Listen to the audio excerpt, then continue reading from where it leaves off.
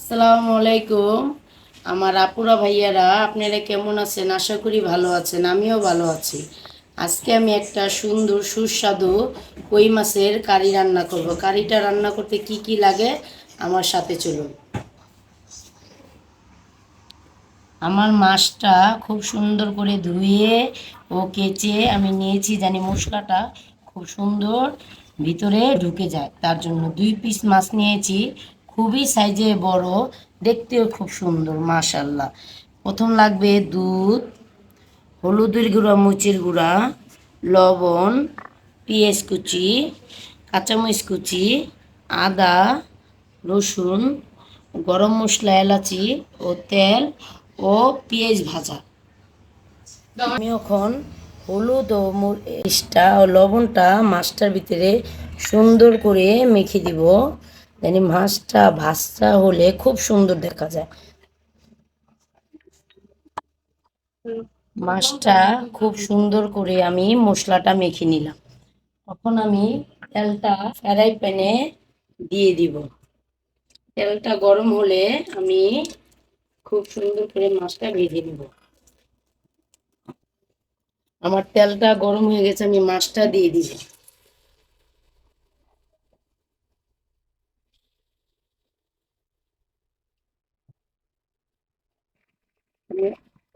মাছটা উল্টিয়ে দিব।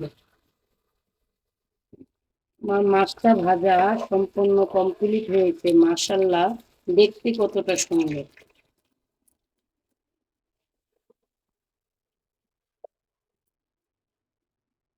আমি এই তেলেই আমি পেঁয়াজ কুচিগুলা দিয়ে দিব। পেঁয়াজ কুচিগুলা বাদামি কালার হয়ে গেলে আমি মশলাগুলা এক এক করে দিয়ে দিব।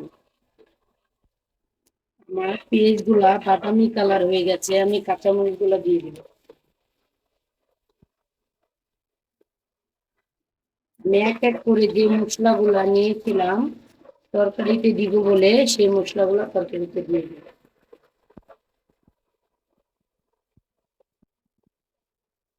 পরিমাণ দিয়ে দিব। ফোঁটা পানি, এক ফোঁটা পানি দিয়ে দিব। গরম মশলা, এলাচি গুলা আমি দিয়ে দিব।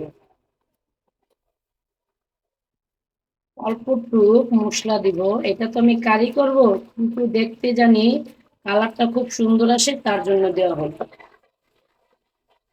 আমি ঝালের জন্য কাঁচামরিচ ব্যবহার করছি। আমার মশলাটা সম্পূর্ণ কষানো হয়ে গেছে, আমি এটার ভিতরে মাছগুলা দিয়ে দিব। মাছগুলা দিয়ে আমি হালকা একটু কষিয়ে নেব, তাহলে তরকারিটা খেতে ভারী টেস্ট লাগে। আমার মাছটা হালকা কষানো হয়ে গেছে, আমি এখন পানি দিয়ে দিব পরিমাণ মতো।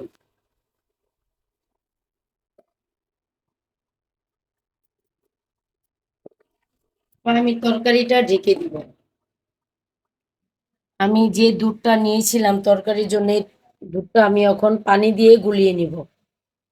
আমার দুধটা খুব সুন্দর মাশাল্লাহ গোলানো কমপ্লিট হয়ে গেছে, দেখুন।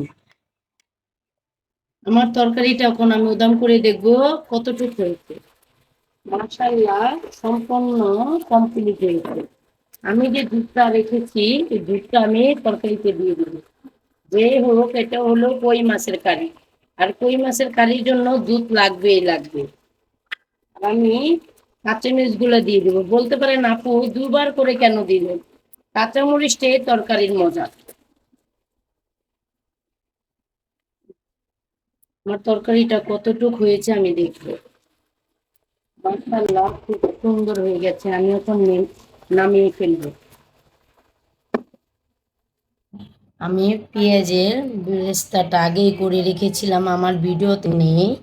আমি পেঁয়াজের বেরেস্তাটা দিয়ে দিব খুব সুন্দর করে, জানি আমার মাছটা দেখতে যেরকম সুন্দর লাগে, খেতেও ভারী জানি মজা লাগে, সুস্বাদু।